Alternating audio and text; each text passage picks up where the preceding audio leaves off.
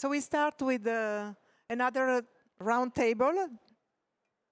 This one will be in English. Discount chains and the role of private labels. And I will give the micro to Émilie Darolles, who is the president, West Europe president of NielsenIQ. Thanks a lot, Karen. Good afternoon, everybody. Welcome to this roundtable. First, we would like to welcome our guests today. So maybe we'll take, 2 minutes to introduce each of you. Giorgio, would you like to go first and introduce also the Gruppo VèGè? Hi, everybody. My name is Giorgio. I'm the CEO of Gruppo VèGè. I think that Gruppo VèGè is the oldest Italian-wide company, and maybe in Europe too, because Gruppo VèGè was founded in the Netherlands in 1925.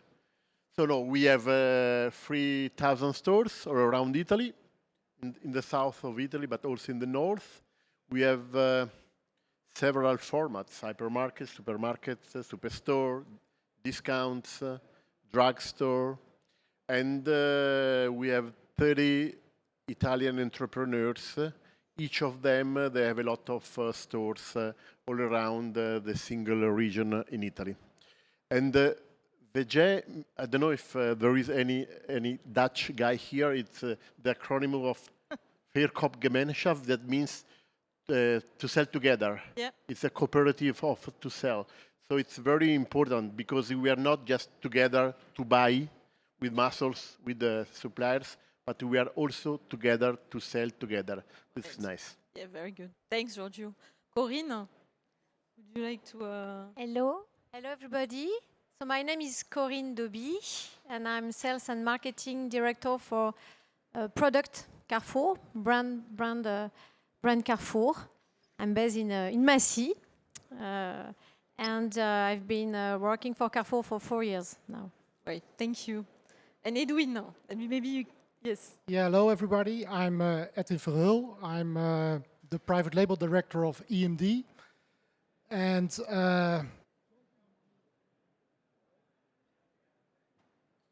maybe you... I joined EMD last year, and before EMD I worked for a long time for Aldi in different roles, and also as a managing director of purchasing category management for the Dutch market. As said, now working for EMD, and EMD is a buying alliance. So we work for our members, we buy for our members, we do tenders for our members, but we also are a platform for our members where we share knowledge and where we connect buyers with each other. And that's also something special, compared to the other people within this group, that we really create a platform where buyers can meet each other and exchange information. Thanks a lot, Edwin. So the purpose of this roundtable is to discuss the importance of private label and what we know. So NIQ measures, right, the performance of the retail landscape. And as we all know, post-COVID, there's been a huge transformation in consumers' purchasing habits, with e-commerce growing, but also how discounters and the emergence of private labels. So I think that, now they represent actually 25% of grocery spends in the region. And as an example, Aldi and Lidl are also reaching a 20% market share in the UK. So this context is moving very fast. Private label now actually represents 38% of value sales across West Europe, and it's growing 2 points versus last year. So maybe a first question for you, Corinne, around how critical actually is the role of private label to the overall performance of a banner? Of course, I think that the private label are very important for the banners, and not only because of the crisis. We have organized some survey at Carrefour in different countries in Europe, just to know what the consumer thinks about the private label. And the fact is clear, the perception of the consumer has totally changed in comparison, for example, with the crisis in 2008. Now for the consumer, the private label are considered to be brand with real value, with identity, and it's I think it's very important. This change of perception is very important. So knowing that, we can understand why the consumer now are buying more and more private label products because they are cheaper, but they consider that private label are brand. And we can understand why now the private label are so important for the performance of the banner. And one thing we were discussing is actually even the term of private label. More and more is marque distributor. Maybe do you want to we comment? don't like when you for the consumer they don't anymore split in two worlds: the world of brand A and the world of private label. For the consumer, it's a mix. They just buy brand, and for them, it's now different brand. And these one are not opposed to the other. And we know when we analyze the basket of the consumer that they mix. They mix the brand.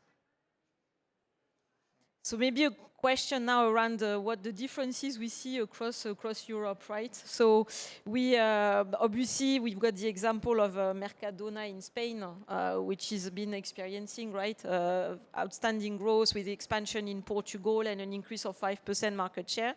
Maybe Edwin, can you share some perspective with the audience on the differences? Yeah, I can share something about the different countries. We see that in every country that private label is increasing heavily. We see a lot of requests for doing more tenders together within the alliance, but also we see the volumes within the alliance, within the tenders increasing a lot. And there is more and more interest.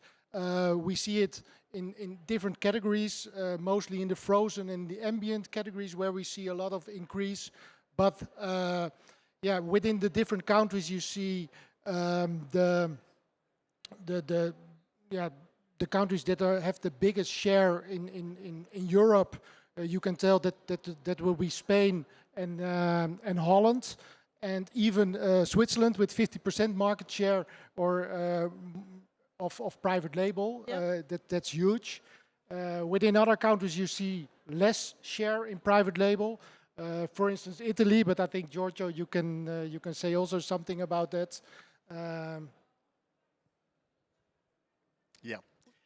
Well, I would like to share with you the Italian situation, and I would like to focus on 3 facts. First of all, inflation.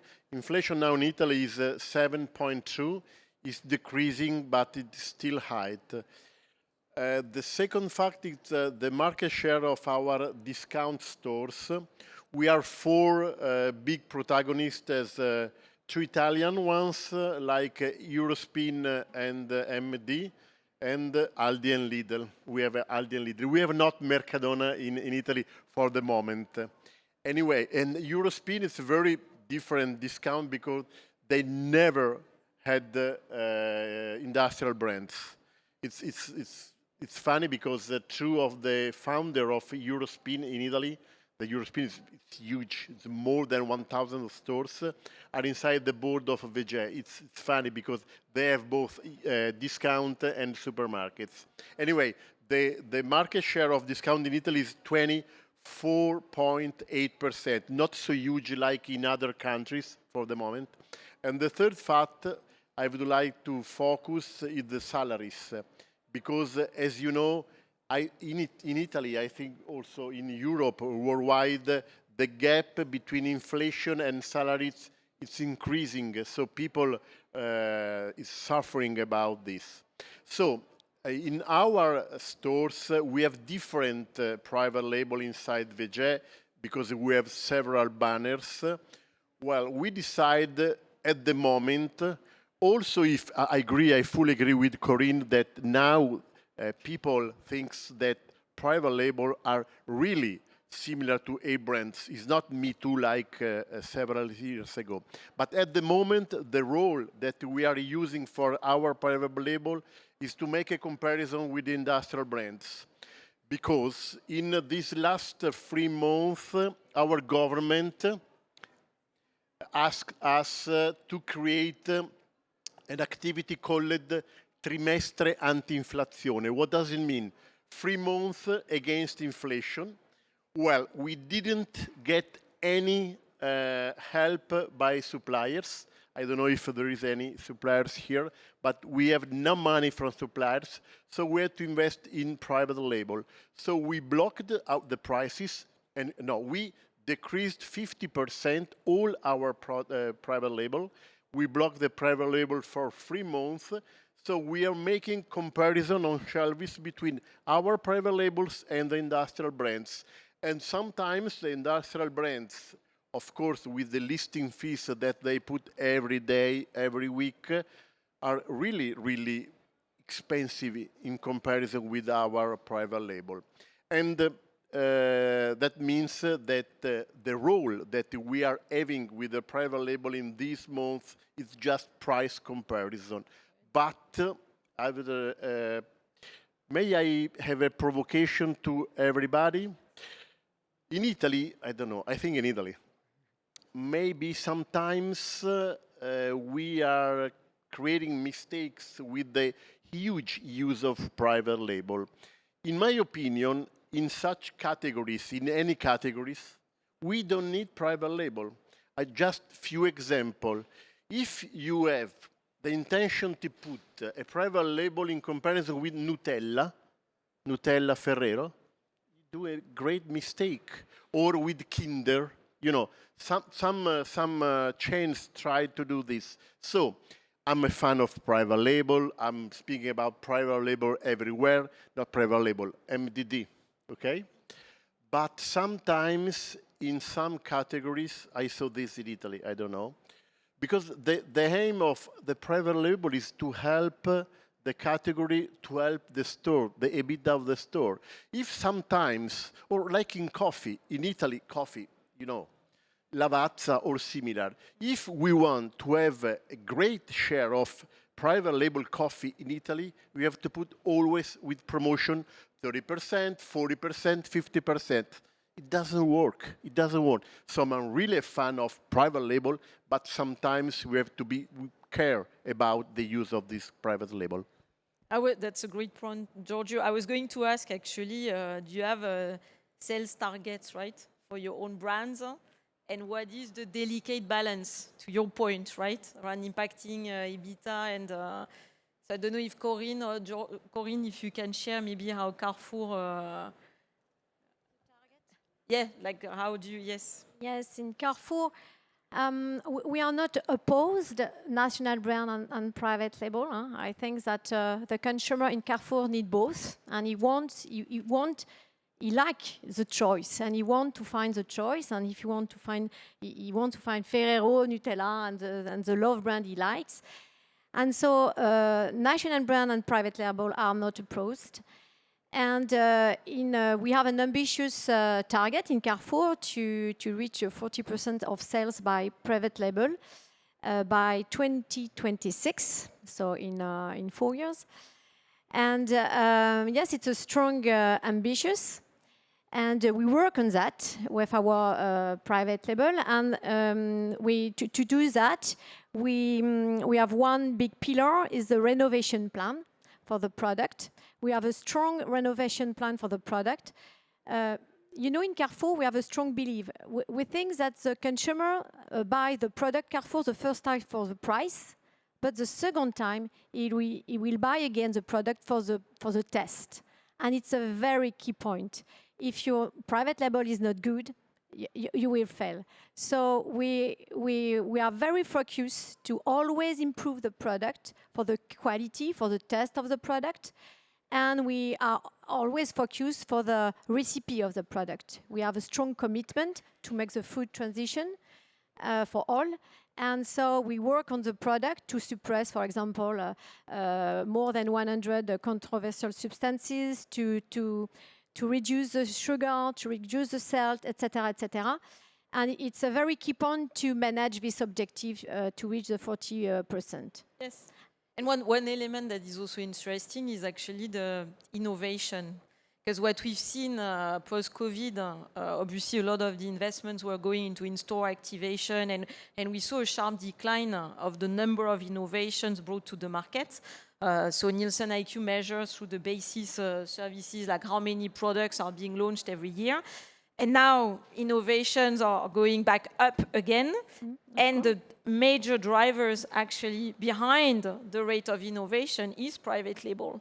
So can you talk maybe a bit more about the Carrefour, work you do on them? Yes, we always innovate a lot with the product, but it's true that because of the crisis, all the suppliers, I think, were focused on the supply chain, on the availabilities of raw materials, etc. So that's why that can explain why the number of innovation decline. In Carrefour, with private label, we always innovate a lot, and mostly in some important trend. For example, the vegetarian food, the alternative of meat. We have a large range of product, and we keep on finding new tests, new shape for the customer. So we are no longer considered to be a Me Too brand, but we want to make progress for the food nutrition. And we have a big pipeline of innovation, always, each year. Maybe Edwin, yes, you can. Yeah, I can tell you more about that, because what we also have seen the last years, that the trust in private label has gained. So the consumers really trust the private label products, and this is also the opportunity, and that's also what we see, that retailers, they are more involved in innovations within their private label. They feel more responsible because they have their name on the packaging, and all the innovations, but also the sustainability requirements. You see them faster in private label compared to A brands. And when you talk about packaging, sustainable packaging, those kind of developments, mainly driven by private label. Carton packaging instead of plastic, the reduction of waste in general. So that is really something that you see mainly in private label, and that you can now see that also A brands are the followers in this. Thanks, Edwin. Yes, because I think that the private label is a flagship of the retailer, and so all the concern of environment and packaging and plastic. So you have to work on this subject, because it's very important. Yeah, exactly. Question for you, Giorgio. The consumption trends that private label managers have to look for, like what do you see as emerging trends, and what managers of these brands have to keep in mind? Thank you for the question. No, I would like to share with you a dream. It's a professional dream, of course, and it's similar to another provocation. But I think it's the feeling that I feel in Italy. It's in the future, now in this month, but in the future, I think that the ancient Latin said ceteris paribus. What does it mean, ceteris paribus? The parity of all the other conditions. It's quite hyperbolic, but ceteris paribus, in the future, the customers of the stores, the customers of the different banners, they are going to choose the banner VèGè instead of Coop or Carrefour or Conad in Italy, whatever, in Europe. Of course, ceteris paribus means the price, promotion, the quality of products, assortment, customer care, whatever. But at the end, it's a wish, it's a dream, but could be reality in the future. The customer is going to choose the banner if they feel together with the feeling of the banner. So this is the second part of the role of our private label. We invented in Italy, invented is a big word, we created in Italy 2 national activities with more than 2,500 stores all around Italy. So nationwide activities called We Love the School and We Love the Sports. So for 6 months, We Love the School with private label and not the mainstream or the entry level that we are making comparison with the industrial product that I told you before, but with the vegan product, private label, vegetarian, halal, kosher, rich in, free from, organic. With this product, every 15 euro they get a QR code, and if they get a lot of QR code, the customer, they give the QR code to the schools, and we give equipment, we gave as a present equipment to the schools, and the claim is private label VèGè, different private label of VèGè, are sustainable for the community. So in the future, if I have to choose between VèGè and Selex, just for kidding, yeah, I try to keep in your mind VèGè because your feeling about sustainability, attention to the community, attention to the fight to the waste, food waste, water waste. We care about community, and the program, the activity with school, it's this and also with the, I can say, associazioni dilettantistiche sportive, not the big sports, but dilettantistic.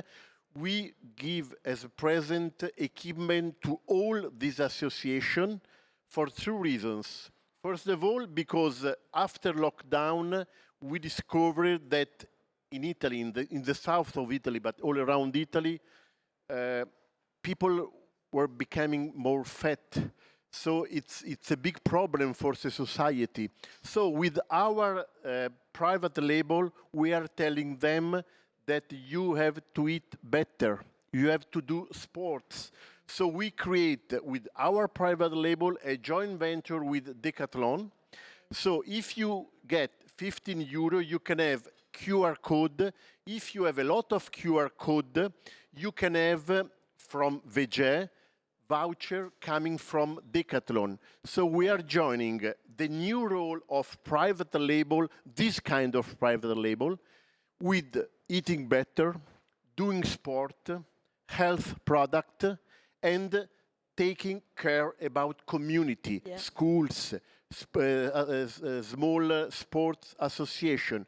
This could be a nice new role of the kind of private label that we are doing, premium or healthy or this kind of private label. So we are dividing, and I finish the mainstream and entry level to combat industrial now. But in the future, I think that we are going to increase the share of healthy, premium, and such kind of private label. Thanks, Giorgio. Yeah, so brands with purpose that have a positive impact also on the communities, right? So how do you deal with this paradox of a private label? The entry point, as we said back years ago, was the pricing. More and more consumers have expectations, demand, sustainability, and others. How does the economics work? And what Giorgio, I think you alluded to that, right? Is the future of private labels and the dimension those brands will take. But maybe Corinne, from your perspective. I think that it's not only the future, it's the present for the private label. And for Carrefour, it's our commitment to have the consumer says that it's a brand. A brand, you have a mission, you have a rule, you have responsibility, social responsibility, and for the good food for the healthy people. And all these commitments are resumed in Carrefour in our food transition program. Okay, and so we. The rule of the private label is major on this way. And that's why this paradox, you sell how to make product at low price and with all of that, with all the need of the consumer. So yes, it's a hard tough, but it's a beautiful tough, and we love to do that. I think it's when you work on private label, you are very proud to do that because it's difficult, but it's very interesting to work on that, to say how I can improve this product, how I can create a product with less plastic, more sustainability, and all the products are studied very in details just to find the right product at the right price, and it's a really job. And you were talking innovation, marketing, all the support now the private label brands are getting. And yes, what I said is, as a brand, in Carrefour, you have an organization, but in other retailer, now you have an organization, marketing organization, like a company for brand, like other brand. We have a marketing organization in which we listen to the needs of the consumer. It's a very important part of the job, to listen to the customer, what he wants, what he needs. Does this product correspond to his needs? So, and it's very important just to listen to the consumer, what he wants, and to create the right product. Yeah. Thank you. Yeah, what I hear also from you both is that you treat private label more and more as an A brand, with marketing campaigns, with all those special things. And I agree also what you say, Corinne, about the creativity that you have in developing private labels. I always say, when you work in private label, that's the most creative part of an organization, because you have so much influence on the total, on all the aspects of a product. It's not only about the ingredients, it's about the packaging, it's about the marketing, it's everything together. And that is something that will develop the coming years. The paradox also is there, because we have seen the last years during the crisis that everybody was focused on getting more price entry private label in the assortment. Because there was a need, there was a question of the consumer, but in the end, that did also something with the profitability of the companies. And now you see also a change that they work more on creating also more value in private label, and to get also the right balance within the assortment. That was going to be my next question, actually, around we see an assortment rationalization in some European countries. In France, it's going down 4%, in Germany, 2%. It's mostly impacting, actually, the A brands. So how do you define the right balance, actually, between the private labels and those A brands and manufacturers brands within the portfolios? How to define the right balance? It depends of each retailer, and in Carrefour, the customer wants to find lots of choice. So I think that the right balance will be founded by the customer. So I'm sorry to tell that, but it's true. And we just we just have noticed that because of the inflation, because of the new perception, the private label is increasing in part of voice. And I think it's structural, so it will not disappear. And but we don't know yet what will be the right balance, because the national brand have something to tell to the consumer, something to give to the consumer. So, and national brand and private label are not in competition. They are not opposed. They are complementary most of the time. And so we'll see. The customer will tell us what will be the right balance. Giorgio, what's your perspective? So vision of the private label brands in the next 2-3 years? Well, I another dream. I would like to share another dream. The dream is in a phrase: we have to leave the world better than we found.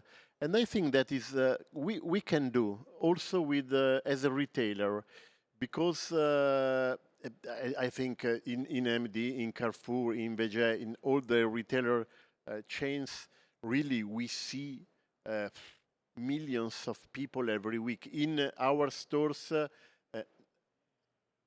NielsenIQ, wonderful NielsenIQ, said that we have 8.9 million customers per week. So it's nice to speak with customers, that these customers are citizens.